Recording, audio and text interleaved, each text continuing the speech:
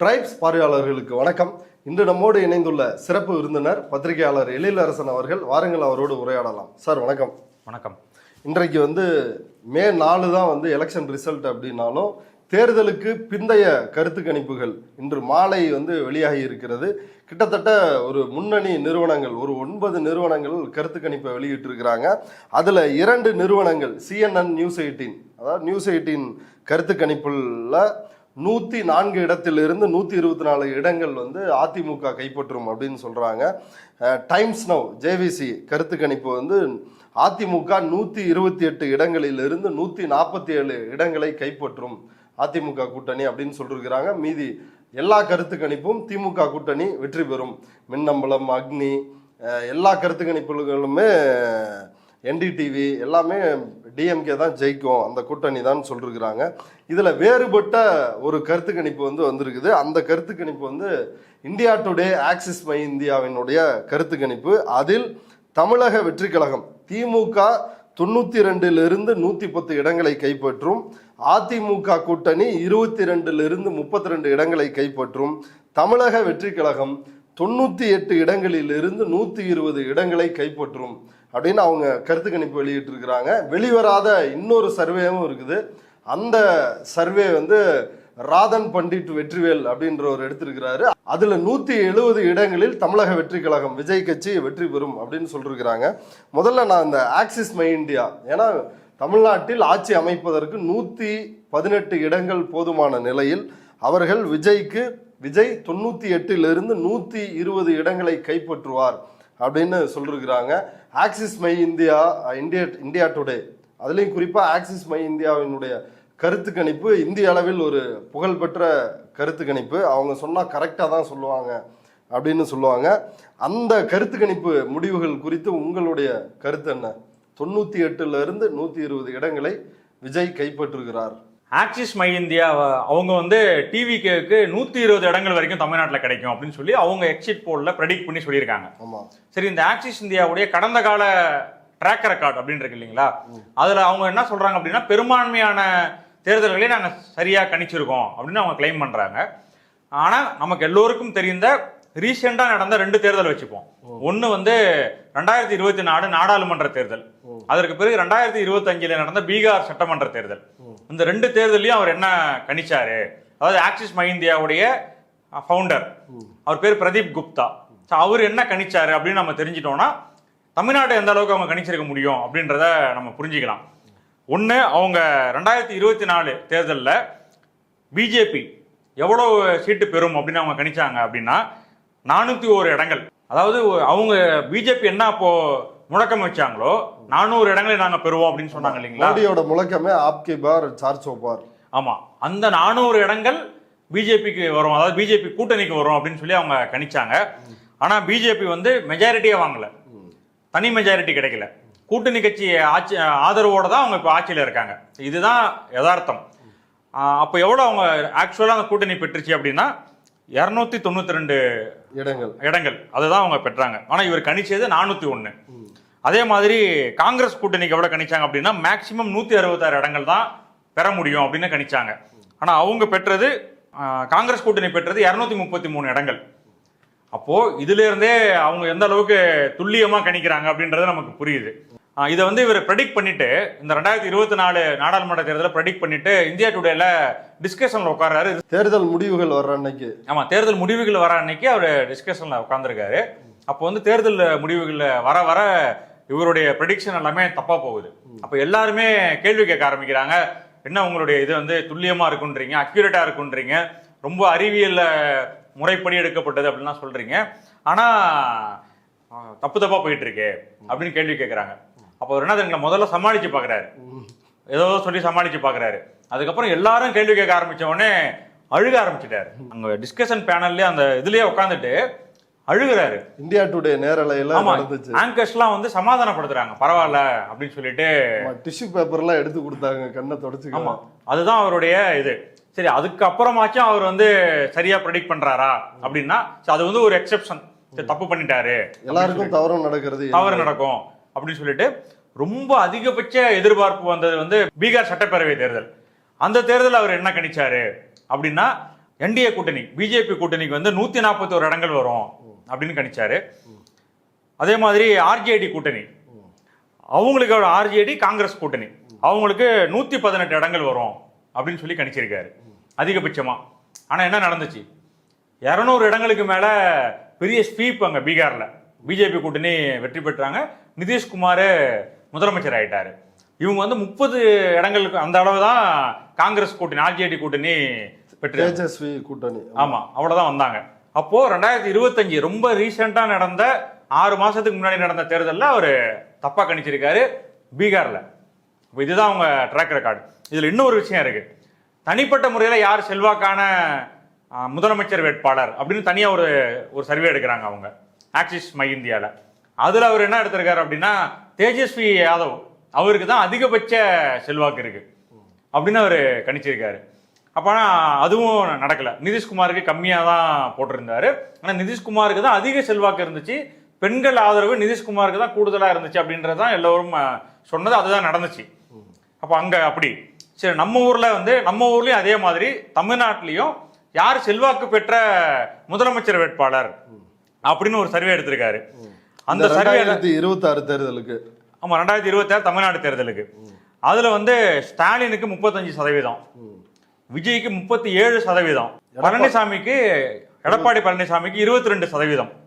அதுக்கப்புறம் ஒரு கேரக்டர் இருக்கு, அது ஏன் அங்க இதுல வந்துச்சுன்னே தெரியல. அண்ணாமலை அப்படின்னு ஒரு பேரை போட்டு 2% அப்படின்னு போட்டிருக்காரு. அப்போ இவங்க யாரு மக்கள் விரும்பும் முதலமைச்சர் வேட்பாளர் அப்படின்னு கேட்டா அதுல எப்படி வந்து அண்ணாமலை வர முடியும்? அண்ணாமலை தேர்தலே நிக்கல, எம்எல்ஏ நின்னா தானே முதலமைச்சர் ஆக முடியும். அப்போ இது எப்போ எடுத்தது இது? ஆனா இது எக்ஸிட் போல் அப்படின்னு போட்டிருக்காங்க, தலைப்புல எக்ஸிட் போல்னு போட்டிருக்காங்க. அதுல வந்து அண்ணாமலை பேரை வச்சிருக்காங்க. எக்ஸிட் போல்னா என்னன்னா போல் முடிஞ்ச பிறகு எடுக்கிறது, வாக்குப்பதிவு முடிஞ்ச பிறகு எடுக்கிறது. அதுல எப்படி அண்ணாமலை பேர் வரும்? ஸோ இது வந்து எனக்கு இவங்களுடைய நம்பகத்தன்மை என்ன அப்படின்றது சந்தேகத்துக்குரியதா இருக்கு அப்படின்றதா அதுல தெரியுது. அதே போல 2016 சட்டமன்ற தேர்தலில் திமுக கூட்டணி தான் வெற்றி பெறும். ஆமா 2016 சட்டமன்ற தேர்தலில் என்ன பண்ணாங்க அப்படின்னா அப்போ வந்து தமிழ்நாட்டில் ஒரு மும்முனை போட்டி மாதிரி திமுக தலைமையிலான அணி, அண்ணா திமுக தலைமையிலான அணி, மக்கள் நல கூட்டணி அப்படின்னு 3 அணி இருந்தாங்க. அப்போ வந்து அவர் என்ன ப்ரெடிக்ட் பண்ணாரு, அண்ணா திமுக கூட்டணி 101 இடங்கள் தான் வரும், திமுக கூட்டணி 140 இடங்கள் வரும், அப்ப திமுக தான் ஆட்சியை கைப்பற்றும் அப்படின்னு அவர் கணிச்சாரு. ஆனா அப்ப என்ன நடந்துச்சு அப்படின்னா அதிமுக கூட்டணி 134 இடங்கள் ஆட்சியை கைப்பற்றிட்டாங்க. திமுக கூட்டணி 98 இடங்கள், ஒரு வலுவான எதிர்கட்சியா வந்தாங்க. அப்ப அந்த தேர்தலையும் அவரு தவறா கணிச்சிருக்காரு. ஆமா, இன்னைக்கு லைவ்ல புதிய தலைமுறை லைவ்ல கூட அப்படியே உல்டாவா வந்து ஷபீர் வந்து சொல்லிட்டாரு. அதாவது 2016 எல்லாருமே வந்து திமுக தான் ஜெயிக்கும் அப்படின்னு சொன்னப்ப அதிமுக தான் ஜெயிக்கும்னு சொன்ன ஒரே சர்வே வந்து ஆக்சிஸ் மை இந்தியா சர்வே தான். அவ்வளவு துல்லியமா சர்வே கொடுக்குறவங்க அவங்க விஜய்க்கு வந்து கொடுத்துட்டாங்க. அவங்க எவ்வளவு துல்லியமா கொடுத்தாங்கன்னா 2016 8 இடங்கள் வரைக்கும் மக்கள் நல கூட்டணி பெறும்னு சொல்லியிருந்தாங்க. ஆமா, ஆனா அவங்க ஒண்ணுமே பெறல, 0.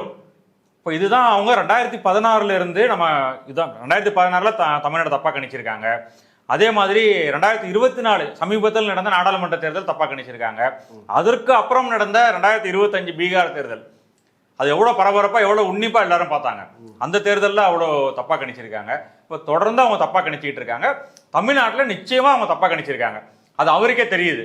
இப்போ இன்னைக்கு நடந்த டிஸ்கஷன்ல இன்னைக்கு இந்த எக்ஸிட் போல் வந்த பிறகு people are giving TVK 3 or 5 seats. Yes. So either Pradeep you've hit it out of the park and you've nailed the Tamil Nadu election, or Pradeep Gupta will have egg on his face on D-Day, because most other polls are not giving TVK more than 5 or 6 seats, and you've given them a minimum of a 98. I'm telling you, I don't want to comment on others. They are doing good job. Let them do it. But these numbers, it maybe I'm telling you, maybe 98 a little lower than that, but definitely not 10, 20, 30 types. How much lower? Now you're saying what is the margin of error? कितना लो जाएगा 98 से अगर गया तो? 98 से गया तो 70 के नीचे तो next to impossible है. So the 30 no, and also what it is showing, Pradeep, is the wide variance between exit polls, and that's part of the problem. A lot of people are doing exit polls as fly-by-night operators throwing numbers at you, and you don't know what their background is, whether they are actually doing it seriously. Because if someone is giving 3 to 5 for TVK, and then someone is giving 98 to 120. Just look at the But I have to I mean, highlight yes. India டுடேல கேள்வி கேட்குறாங்க, நீங்க மட்டும்தான் வந்து 100க்கு மேல 120 இடங்கள் வரைக்கும் 98லேருந்து 120 இடங்கள் வரைக்கும் வரும் டிவிக்கு அப்படின்னு சொல்றீங்களே, ஆனா மத்த எல்லா கருத்து கணிப்புகளும் 5 இடங்கள் இல்ல டபுள் டிஜிட்ல போட்டுட்டு இருக்காங்க. ஆமா, அதிகபட்சம் 26 வரைக்கும் வந்து கொடுக்குறாங்க. 26 கொடுத்தது யாருன்னா ரிபப்ளிக் டிவி, அர்ணாப் கோஸ்வாமியினுடைய டிவி. அவங்க வந்து 26 இடங்கள், 16ல இருந்து 26 இடங்கள் கைப்பற்றுவார் விஜய் அப்படின்னு கொடுத்துருக்காங்க. அப்ப அதை சொல்லி கேட்குறாங்க, சரி எல்லா கருத்து கணிப்புகளும் இவங்க இவ்வளவுதான் வருவாங்க டிவிக்கு அப்படின்னு சொல்லும் போது நீங்க மட்டும் வந்து ட்ரிபிள் டிஜிட்டுக்கு போறீங்க, 120 இடங்கள் வரைக்கும் விஜயோட கட்சி ஜெயிக்கும் அப்படின்னு சொல்றீங்களே எப்படின்னு சொல்லும் போது மற்றவங்கள பத்தி நான் சொல்ல விரும்பல, அது அவங்களுடைய பணி அவங்க செஞ்சிருப்பாங்க. ஆனா நான் வந்து எங்களுடைய கருத்து கணிப்பு இதுதான் சொல்லுது அப்படின்னு அவங்க சொல்றாங்க. மினிமம் 98வது எடுப்பாங்க, 98 எடுப்பாங்க அப்படின்னு சொல்லி சொல்லும் பொழுது சரி குறைக்கலாம்னா எவ்வளவு குறைக்க முடியும் அப்படின்னு அவரே இறங்கி வராரு. அப்ப அவங்க கேட்கறாங்க, சரி மார்ஜின் எரர் அப்படின்னு ஒண்ணு குறிப்பிட்டு கேட்கறாங்க. அப்படின்னா என்ன மார்ஜினா இவ்வளவு தூரத்துக்கு தப்பாக கூடிய வாய்ப்பு இருக்கு அப்படின்றதுதான் அந்த எரர்ன்றது. அப்ப அவங்க எவ்வளவு வரும் அப்படின்னு கேட்கும்போது எவ்வளவுதான் குறைஞ்சாலும் 70க்கு கீழே குறையாது அப்படின்றாரு. ஏதோ ஜோசியம் சொல்ற மாதிரி சொல்றாரு, 98 வச்சுங்க, 120 வச்சுக்கங்க, 70 வச்சுக்கங்க அப்படின்னு உட்கார்ந்த இடத்துல அவர் போட்டு குறைக்கிறாங்க. அப்படி குறைக்கிறாங்க அப்படின்னா இதோடைய எந்த அளவுக்கு, அதாவது சர்வே எடுக்கிறது எக்ஸிட் போல் எடுக்கிறதுலாம் வந்து ஒரு அறிவியல் முறைப்படி எடுக்கணும். அதுக்குன்னு ஒரு மெத்தடாலஜி இருக்கு. அது எடுத்தா ஓரளவு துல்லியமா மக்களுடைய எண்ணங்களை கண்டுபிடிக்க முடியும் அப்படின்றதுனாலதான் இதெல்லாம் கண்டுபிடிச்சு இந்த மெத்தடாலஜி எல்லாம் வருது. இவர் 98ன்றாரு, திடீர்னு 70ன்றாரு. இப்ப 28 இடங்களை இவரே குறைச்சிடுறாரு. இப்ப இதுதான் இவருடைய ப்ரெடிக்ஷன். ஆனா ஆக்சுவலா வந்து அதுல நீங்க நிறைய வந்து கேட்டகரி வைஸ் போட்டிருக்காங்க, ஜெண்டர் வைஸ் போட்டிருக்காங்க. அதாவது ஆண் பெண் இதுல எப்படி விஜய்க்கு ஆதரவு இருக்கு அப்படின்னு சொல்லி ஆக்சிஸ் மை இந்தியால போட்டிருக்காங்க. படிப்பு, அதாவது 10வது படிச்சவங்க, படிக்காதவங்க, கல்லூரி முடிச்சவங்க இப்படிலாம் போட்டிருக்காங்க. வேலை வாய்ப்புல இருக்கிறவங்களை பிரிச்சு போட்டிருக்காங்க, ஜாதி ரீதியா பிரிச்சு போட்டிருக்காங்க. இப்படி பல இது அவங்க பிரிச்சு போட்டிருக்காங்க. அவங்க வந்து எப்படி எடுத்திருக்காங்க அப்படின்ற விளக்கத்தையும் அதுல போட்டிருக்காங்க. ஆக்சிஸ் மை இந்தியாவோட இந்த தேர்தலுக்கு பிந்தைய கருத்து கணிப்புல ஒவ்வொரு கட்சிக்கும் வாக்கு சதவீதம் வந்து கொடுத்துருக்காங்க.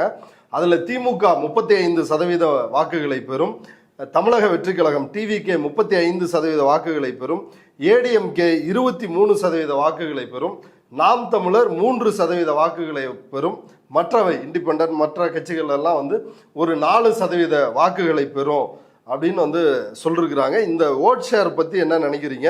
அது மட்டும் இல்லாம ஏடிஎம்கேவுக்கு அவங்க ஏடிஎம்கே எத்தனை இடங்களில் வெல்லும் அப்படின்னா வெறும் 22ல இருந்து 32 இடங்களை தான் வெல்லும் அப்படின்னு சொல்லிருக்காங்கல்ல. இந்த ஓட் பர்சன்டேஜ், இந்த ஏடிஎம்கே பற்றி இவர்களோட மதிப்பீடு, அது பற்றி என்ன நினைக்கிறீங்க? இல்ல, அதாவது அதிகபட்சமா விஜய்க்கு ஆதரவாளர்களா பேசுறவங்க கூட 35% டிவிக்கு வரும் அப்படின்னு யாருமே சொல்லல. ஆமா, துக்ளக் இதையா அவர் தான் அதிகபட்சம் கொடுக்குறாரு. அவர் 27% கொடுக்குறாரு.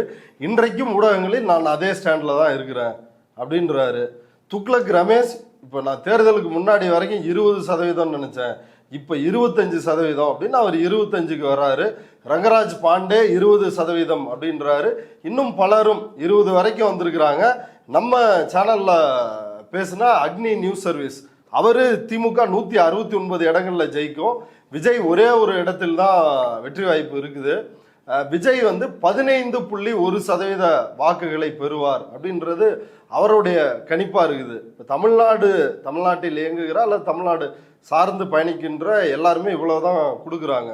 இவங்க 35 கொடுத்தது எப்படி? 35% டிவிக்கு அப்படின்றது வந்து களத்துல ஒர்க் பண்ணவங்க, பூத் ஏஜென்டா இருந்தவங்க, நம்ம நிறைய பேர்ட்ட பேசணும். அதாவது ஒரு ஆள் 2 ஆள் கிடையாது. நாகர்கோவில்ல இருந்து கோயம்புத்தூர், மதுரை, சென்னை வரைக்கும் நம்ம நிறைய பேர்ட்ட பேசியிருக்கோம். நகர்ப்புறங்கள்ல சென்னை மாதிரி இடங்கள்ல அதிகமான ஓட்டு போல் ஆயிருக்கு டிவிகேக்கு அப்படின்றத நிறைய பேர் சொல்றாங்க. அது உண்மை சென்னையில. ஆனா கிராமப்புறங்கள்ல நிச்சயமா கம்மியா தான் ஆயிருக்கு அப்படின்றது பூத் ஏஜென்ட்ல உட்காந்துருக்கவங்க அவங்க சொல்றாங்க. 100, அதாவது ஒரு 800 ஓட்டு இருக்கிற இடங்கள்ல 100 ஓட்டு டிவிகேக்கு வந்திருக்கும். அதிகபட்சமா போனா 150 போலாயிருக்கும். அதுக்கு மேல டிவிகேக்கு ஒரு பூத்துல வர்றதுக்கு வாய்ப்பே கிடையாது. அதாவது அவங்க வந்து ரொம்ப அதிகமாவே போட்டு சொல்றாங்க, ரொம்ப கம்மியாலாம் கிடையாது. அதிகபட்சமா போனாலுமே அவ்வளவுதான் போக முடியும், அதுக்கு மேல போக முடியாதுன்னு கிராமப்புறங்கள்ல சொல்றாங்க. சென்னை மாதிரி ஊர்களில் அதிகமா போயிருக்கு.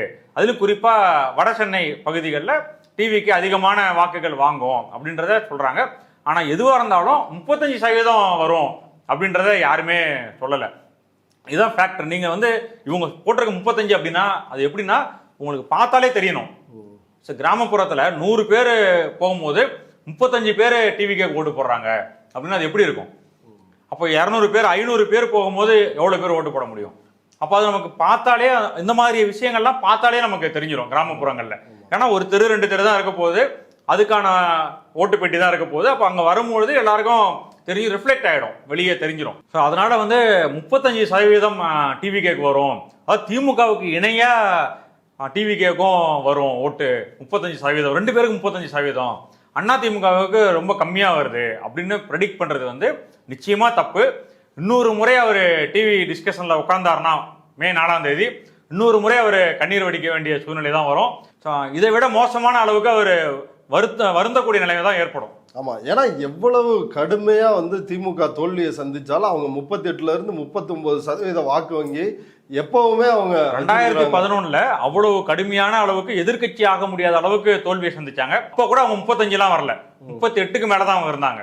அதனால கடுமையான தோல்வியில கூட அந்த சூழ்நிலையில கூட அவங்க கம்மியான வாக்கு சதவீதம் கிடையவே கிடையாது. பார்ட்டி ஸ்ட்ரக்சர் கேடர் அப்படி ஒர்க் பண்ணி வர்ற வாக்கு சதவீதத்தை ஒண்ணுமே இல்லாம வந்து டிஎம்கேவும் 35 டிவிகேவும் 35 அப்படின்றது வந்து யாருமே ஏத்துக்க மாட்டாங்க. அது ஒரு சினிமா கவர்ச்சி.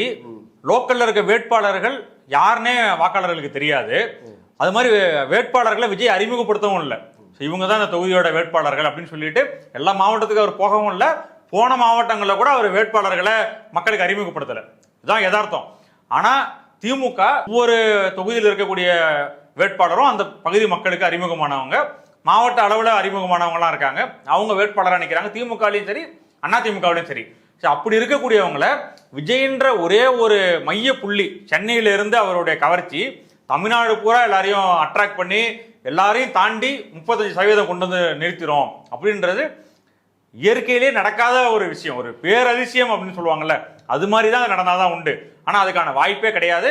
அதை வந்து பூத் ஏஜென்ட்ஸ் உள்ள உட்காந்து ஒர்க் பண்ணவங்க, கிராமத்தில் இருக்கிறவங்க எல்லாருமே சொல்றாங்க, ஒரு கணிசமான ஓட்டை வாங்கியிருப்பாங்களே தவிர மற்ற கட்சிகளை விட அதிகமான வாக்கு வாங்குவதற்கு வாய்ப்பே கிடையாது கிராமப்புறங்கள்ல அப்படின்னு அவங்க சொல்லிட்டாங்க. நகர்ப்புறங்கள்ல அதை விட சற்று கூடுதலா இருக்கும் அப்படின்னு தான் சொல்றாங்க. ஆக்சிஸ் மை இந்தியா 2024 ரொம்ப மோசமான கணிப்பு. அந்த கருத்து கணிப்புக்கு காரணம் கேட்கும் போது சில ஸ்டேட் என்னால் சரியாக கணிக்க முடியல அப்படின்னு சொல்லிட்டு அதுக்கான விளக்கம்லாம் கொடுத்தாரு.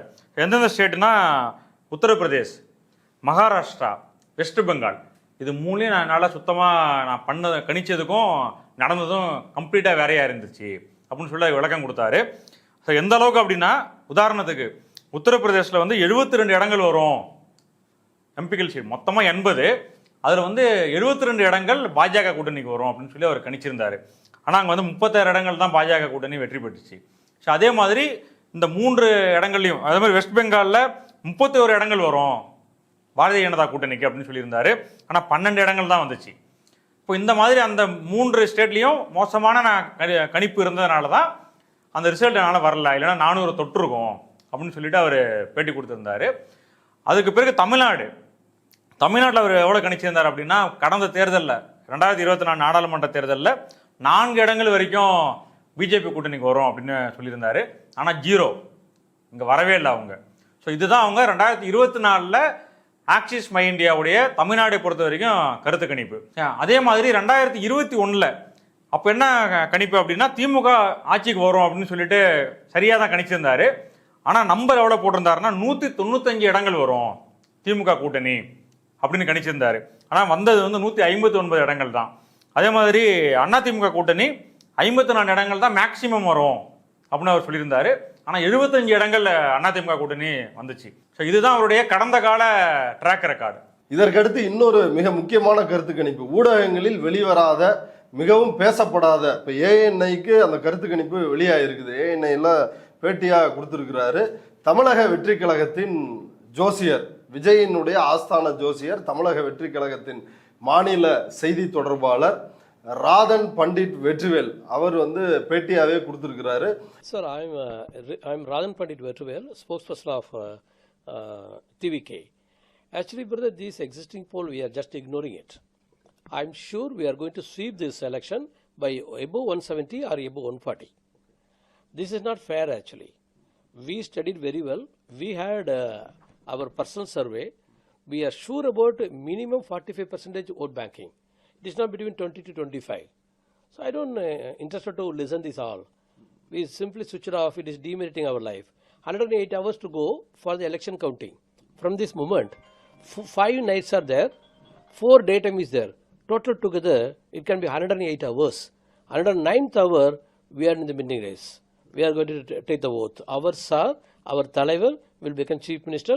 Extraordinarily, it can be 50 times, I'm assuring. அவருடைய கணிப்பு கடந்த காலங்களில் நான் வந்து என்னுடைய கணிப்புகள் வந்து தோற்றதே இல்லை அப்படின்னு அடிச்சு சொல்லிருக்கிறாரு. அவர் எவ்வளவு சொல்றாரு அப்படின்னா, எல்லா கருத்து கணிப்புமே போய் அவர் வந்து ஆக்சிஸ் மை இந்தியாவோட கருத்து கணிப்பை கூட ஏற்க தயாரா இல்லை. 170 இடங்களில் தமிழக வெற்றி கழகம் கைப்பற்றும், வெற்றி பெறும் அப்படின்னு வந்து சொல்றாரு. ஒன்று. ரெண்டாவது, 45% வாக்குகளை கட்டாயம் வந்து டிவிக்கே வாங்க போகுது அப்படின்னு சொல்லிருக்கிறாரு.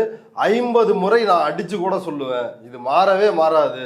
இதுதான் விஜய் வந்து மே 4ஆம் தேதி 8 மணிக்கு வாக்குப்பதிவா, 8:30க்கே ரேஸில் வந்துருவாரு. 9 மணிக்கு என்னன்றது இது எல்லா விஷயங்களும் வந்து தெரிஞ்சிடும். அதனால இந்த டிவியெல்லாம் பார்த்து கருத்து கணிப்பெல்லாம் பார்த்து டைம் வேஸ்ட் பண்ணக்கூடாது அப்படின்னு சொல்லிருக்கிறாரு. விஜய்க்கு குரு திசை சுக்கிர திசைலாம் வந்து நடக்குது, அதனால அவர் தான் வெல்வார். அது பற்றி உங்களோட கருத்து என்ன?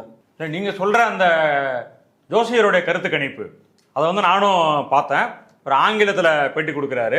அவர் எப்படி சொல்றாருன்னா, இன்னும் 5 இரவுகள் 4 பகல்கள் இப்படிலாம் இருக்கு, மணி நேரங்களாக கணக்கு பண்ணா இன்னும் 108 மணி நேரங்கள் இருக்கு, 109வது மணி நேரத்தில் விஜய் சிஎம் ஆயிடுவாரு அப்படின்றாரு. அது 170 இடங்கள் வருவார், 45% அவருக்கு வாக்கு வங்கி இருக்கு அப்படின்னு அவர் சொல்றாரு. எப்படி சொல்றாருன்னா, அவர் கணிக்கிறார். அது வந்து ஒரு ஊடகத்தில் பேட்டியா கொடுக்குறாரு, டிவிக்கோட செய்தி தொடர்பாளர். அப்போ அவர் 45% என்ன அர்த்தம் தெரியுங்களா? 2 பேர் ஓட்டு போட போறாங்கல்ல, அதுல ஒரு ஆள் டிவிக்குன்னு அர்த்தம். ஒரு கிராமத்துல 2 பேர் போனாங்கன்னா அதுல ஒரு ஆள் டிவிக்கு. 50% கிட்டத்தட்ட ஒரு வாக்கு வங்கி இருக்கு விஜய்க்கு அப்படின்னு சொல்றாரு. 45% அப்படின்னா 85% இருக்குது. மீதி 40% தான் மற்ற கட்சிகள் எல்லாரும் வந்து வாங்கி இருக்கிறாங்க. ஆமா, எனக்கு அதுதான் டவுட்டா இருக்கு. 45% அவருக்கு விஜய்க்கு இருக்கு அப்படின்னா எதுக்காக 170 இடங்கள் சொல்றாருன்னு எனக்கு புரியல. அது 200ஆவே சொல்லாமே, ஆனா அவர் 170 அப்படின்றாரு. இவருடைய இந்த ஜோசியருடைய ஆலோசனையை கேட்டுதான் விஜய் வந்து இப்ப கோயிலா போயிட்டு இருக்காரு அப்படின்னு சொல்றாங்க. திருச்செந்தூர்ல போய் சத்ரு சம்ஹார பூஜை, எதிரிகளை அழிக்கிற பூஜை திருச்செந்தூர்ல. அதாவது எப்படி போயிருக்காருன்னா, நடுராத்திரி 6 மணிக்கு மேல வெளியே வர மாட்டாருன்னு குற்றச்சாட்டுலாம் இருந்துச்சு தேர்தல் சமயத்துல. அப்போ வந்து அவர் அதை உடைக்கணும் அப்படின்னு முயற்சி எடுக்கல. ஆனா தேர்தல்லாம் முடிச்சுட்டு நள்ளிரவுல கிளம்பி ஃப்ளைட்டு பிடிச்சி திருச்செந்தூர் போயிருக்காரு.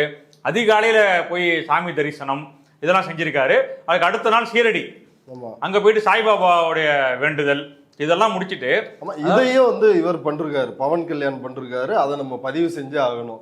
அவரும் இதே போல பவன் கல்யாண் சீரடிக்கும் போய் சாமி கும்பிட்டு இருக்கிறாரு.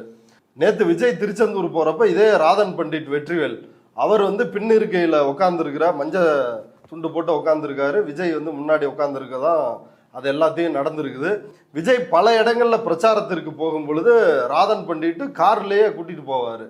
திருச்சிக்கு போனதா இருந்தாலும் சரி, பல இடங்கள்ல. அதாவது அவர் விஜய்க்கு வந்து இந்த அளவுக்கு ஜோசியத்தின் மீது நம்பிக்கை இருக்கு அப்படின்றது ஆச்சரியமா இருக்கு. ஏன்னா ஒரு கொள்கை தலைவரா முன்னிறுத்தினது வந்து பெரியாரு, அம்பேத்கர், இவங்களாம் கொள்கை தலைவர்கள் அப்படின்னு சொன்னாரு. ஆனா கொள்கை தலைவர்கள் என்ன கொள்கையை சொல்லியிருக்காங்க அப்படின்றதே இவருக்கு தெரியல. அதுவும் வெளிப்படையா திருச்செந்தூர்ல கையில வேலோட காட்சி அளிக்கிறார். இது வந்து சாமி கும்பிடலாம், கோயிலுக்கு போகலாம், வரலாம், எல்லா தலைவர்களும் செய்யக்கூடியது. ஆனா கையில வேலோட காட்சி அளிக்கிறது அப்படின்றது கிட்டத்தட்ட பாரதிய ஜனதாவுடைய அரசியலுக்கு உதவி செய்யற மாதிரியான அரசியல். ஆனா தேர்தலுக்கு முன்னாடி இதை செஞ்சிருந்தா அவருடைய ஆதரவு வட்டம் அடி வாங்கியிருக்கும் அப்படின்றது அவருக்கு தெரிஞ்சு தேர்தலப்போ இதெல்லாம் செய்யல. தேர்தலுக்கு அப்புறம் கையில வேலோடு பொது வெளியில வராரு. இது ஒண்ணு. ஆனா எனக்கு ஒரு விஷயம் புரிய மாட்டேங்குது.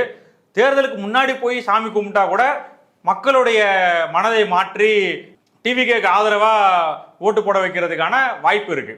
ஆனா ஓட்டுலாம் பதிவாயிடுச்சு, ஓட்டு பெட்டியில் சீல் வச்சாச்சு, எல்லாம் போய் ஸ்ட்ராங் ரூம்ல வச்சாச்சு. இப்போ போய் அவர் சாமி கும்பிட்றதுனால என்ன மாற்றம் நடந்துரும் அப்படின்றது எனக்கு புரியல. ஸோ ஓட்டுப்பெட்டியில் இருக்கிற வாக்குகள் ஏதாவது இடம் மாறுமா, இல்லை போய் என்ன மேஜிக் நடக்கும்? அதில் ஒரு ஜோசியக்காரர் சொன்னதை கேட்டுட்டு தேர்தலுக்கு முன்னாடி உழைக்கிறதுக்கு தயாரா இல்லை, தேர்தலுக்கு பிறகு கடுமையாக உழைக்கிறாரு.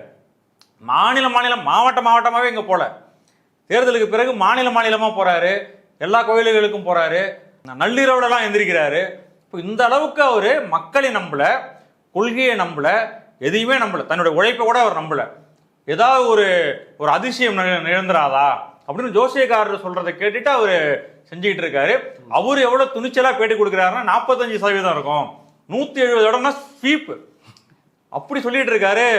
இந்த கருத்து கணிப்புகளே எனக்கு ரொம்ப என்னுடைய கவனத்தை ஈர்த்த கருத்து கணிப்புன்றது டிவிகேவுடைய 64 இடம் தான் இருக்குது. திமுக ஒரு 30, அதிமுக ஒரு 30 இடங்கள், அவ்வளவுதான். ஆமா, அவங்க பிரிச்சு எதிர்கட்சி தான் இப்ப மத்தவங்களுக்கு எல்லாம் போட்டி நடந்துட்டு இருக்கு. யார் எதிர்கட்சியா வர்றது? எனக்கு பிடிச்ச கருத்து கணிப்புலயே வந்து ரொம்ப என்ன கவனத்தை ஈர்த்த கருத்து கணிப்பு டிவிகேவுடைய செய்தி தொடர்பாளர் ஜோசியருடைய கருத்து கணிப்பு தான். இப்ப இவர் கடந்த காலத்துல 8 ஆண்டுகளுக்கு முன்னாடியே சமூக வலைதளங்கள்ல ஒரு கிளிப்பிங் பரவிட்டு இருக்குது. எம்ஜிஆருக்கு ஈக்குவலான ஜாதகம் வந்து அஜித்துக்கு தான் இருக்குது, இவர் வந்து பெரிய ஆளா இன்னும் புகழடைவார் அப்படின்னு வந்து பேசியிருக்கிறாரு. மிகச்சிறந்த ஒரு எதிர்காலத்துக்குள்ளார தான் அவர் இருக்கார். ஆக்சுவலி ஒன்றும் மாற்று கருத்து கடல்ல, பேரு புகழ் மரியாதையில் எனக்கு தெரிஞ்ச வரைக்கும் கிட்டத்தட்ட எம்ஜிஆருடைய சாயல்ல ஒருத்தர் இன்னைக்கு சினிமா துறையில் இருக்கிறாரு, எதிர்காலத்தில் தமிழ்நாட்டில் இருக்காருன்னா அது வந்து அஜித் சார் தான். அந்த திறமையாகட்டும், அந்த புகழாகட்டும், பர்ஃபார்மன்ஸ் ஆகட்டும், ஜனங்களை கவர்ற கவர்ச்சி ஆகட்டும், எல்லாமே இருக்கு. ஈவன் எனக்கு தெரிஞ்ச வரைக்கும் சிஎமாக கூட எல்லா யோகம் இருக்கு. இந்த ஜாதகத்தை ஏற்கனவே சிஎமா இருந்தவங்க ஜாதகத்தோட கம்பேர் பண்ண it is better then them horoscope. அதே போல 2019 காங்கிரஸ் தான் வந்து ஆட்சியை பிடிக்க போகுது அப்படின்னு வந்து பேசியிருக்கிறாரு. அதுக்கு பிறகு 2021 இந்த தகவல் என்ன உறுதிப்படுத்தணும், 2021 கமலஹாசன் தான் முதலமைச்சர் ஆக போகிறார் அப்படின்ற ஒரு தகவலும் இவர் வந்து கடந்த காலங்களில் சொல்லிருக்கிறாரு. இப்ப இந்த முறையாவது ஜோசியர் சொல்வது பலிக்குமா? அதாவது ஜோசியர்கள்ல வந்து பொதுவா என்ன சொல்லுவாங்க அப்படின்னா, இன்டர்னல் சர்வேவும் எடுத்ததா சொல்றாங்களே, டிவிக்கே இன்டர்னல் சர்வேவும் எடுத்தோம், அதனாலதான் நாங்க கான்பிடண்டா இருக்கோம்னா அதையும் தான் சேர்த்து சொல்றாரு. தன்னுடைய கணிப்பையும் சொல்றாரு, இன்டர்னல் சர்வேவும் சொல்றாரு. இன்டர்னல் சர்வே இவங்க எடுத்திருக்கலாம், ஆனா திமுக அண்ணா திமுக ஒவ்வொரு பூத்துலயும் பூத் ஏஜென்ட்ஸ் வந்து கணக்கு கொடுக்குறாங்க, இவ்வளவுதான் வரும் அப்படின்னு சொல்லிட்டு. அப்ப அந்த அளவுக்கு 75,000 பூத்துல இருக்கிற கணக்கும் திமுக கிட்டையும் இருக்கு, அண்ணா திமுக கிட்டையும் இருக்கு. அதை விட இவங்களுக்கு ஒரு பெரிய ஆள்படம் இருக்காங்களா இதெல்லாம் எடுக்கிறதுக்கு? அப்போ இவங்களோட இன்டர்னல் சர்வே எப்படி இருக்கும் அப்படின்றது இவங்க சொல்றதுலேருந்து நமக்கு தெரியுது. தேர்தலுக்கு முன்னாடியே அவங்க பயங்கரமாக சொன்னாங்க, அதுதான் தேர்தலுக்கு அப்புறமும் அவங்க இப்போ சொல்லிட்டு இருக்கிறது அதே தான். ஆனால் இதில் என்ன விஷயம் அப்படின்னா, நீங்கள் ஏற்கனவே சொன்ன மாதிரி அஜித் குமாருக்கு வந்து எம்ஜிஆருடைய ராசி இருக்கு, அது மாதிரி 2019 நாடாளுமன்ற தேர்தலில் காங்கிரஸ் தான் ஆட்சிக்கு வரும் இப்படிலாம் சொன்னாரு. இப்போ அதெல்லாம் வந்து அவரே சொல்றாரு, அதெல்லாம் சில காரணங்களால தவறா போயிடுச்சு, டேட்டா மாறி போயிருச்சு, ஆமா ஏதோ ஹாரோஸ்கோப் வந்து ஏதோ குளறுபடி ஆயிடுச்சு, அதனால நான் மாத்தி சொல்லிட்டேன் அப்படிலாம் சொல்லிட்டு இப்போ சொல்லியிருக்காரு. இப்போ நம்ம இப்போ வந்து அவர் இருக்கிறதுலயே புகழ்பெற்ற பெரிய ஆள்களுக்கு ஆருடம் சொல்ற ஒரு ஜோசியர். இப்போ அவருடைய ப்ரெடிக்ஷன் 170 45% டிவிக்கு கிடைக்கும் அப்படின்னு சொல்லிட்டு அவர் சொல்றதை கேட்டு இவ்வளவு இடங்களுக்கும் அவர் போயிட்டு வந்துட்டு இருக்காரு, எல்லாமே நடந்துகிட்டு இருக்கு. இப்போ மே 4ஆம் தேதி நம்ம பொறுத்திருந்து பார்ப்போம் ஒரு எந்த அளவுக்கு இது வந்து மக்கள் ஜனநாயகம் எந்த அளவுக்கு இருக்கு, மக்களுடைய எண்ணம் எந்த அளவுக்கு இருக்கு அப்படின்றத விட ஜோசியம் எந்த அளவுக்கு உண்மையானது, நம்பகத்தன்மையானது அப்படின்றத நம்ம இதுல இருந்து தெரிஞ்சுக்கலாம். இன்னும் ஒரு 4 நாள்ல தெரிஞ்சிடும், வெயிட் பண்ணலாம். ஏற்கனவே 2021 கட்டம் சரியில்லை, ஸ்டாலின் முதலமைச்சர் ஆவதற்கே வாய்ப்பு இல்லை அப்படின்னாங்க, அதை ஸ்டாலின் வந்து மாத்தினாரு. அதை வந்து ஒரு ஆள் சொல்லல, பல பேர் சொன்னாங்க அவருக்கு ராசி இல்லை, கட்டம் சரியில்லை, எல்லாமே சரியில்லைன்னு சொன்னாங்க. இந்த தேர்தல் பிரச்சாரத்தில் கூட அவர் பேசும்போது சொன்னாரு, ஸ்டாலின் பேசும்போது சொன்னாரு, எனக்கு வந்து போன தேர்தலில் ராசி இல்லை, கட்டம் சரியில்லைன்னு சொன்னாங்க. அதுக்கு பிறகு இந்த தேர்தலில் திமுக இதுவரை தொடர்ந்து 2வது முறையாக ஒரே முதலமைச்சர் 2வது முறையாக வந்தது கிடையாது அப்படின்னு சொல்றாங்க. அதையும் நான் உடைச்சேன், இதையும் நான் உடைக்க போறேன் அப்படின்னு அவர் சொன்னாரு. வந்திருக்கக்கூடிய கருத்து கணிப்புகள் 9ல் கிட்டத்தட்ட 6 வந்து திமுக தான் ஆட்சிக்கு வரும் அப்படின்னு சொல்லி கருத்து கணிப்பு வெளிவந்திருக்கு. ஸோ அதனால இப்போ இவங்க ஜோசியர் கணிச்ச அந்த 10வது கருத்து கணிப்பு முதற்கொண்டு என்ன நடக்க போகுது அப்படின்றத நம்ம விரைவில் தெரிஞ்சுக்கலாம். பாஜகவிற்காக 400 இடங்களை கொடுத்த ஆக்சிஸ் இந்தியா அதே போல விஜய்க்காக 120 இடங்களை வந்து கொடுத்துருக்குறாங்க. யார் ஆட்சி அமைக்க போகிறாங்க அப்படின்றத 4ஆம் தேதி பார்ப்போம். இவ்வளவு நேரம் நம்முடைய பார்வையாளர்களுக்காக நேரத்தை ஒதுக்கி கருத்துக்களை பகிர்ந்துட்டதுக்கு ரொம்ப நன்றி சார். நன்றி.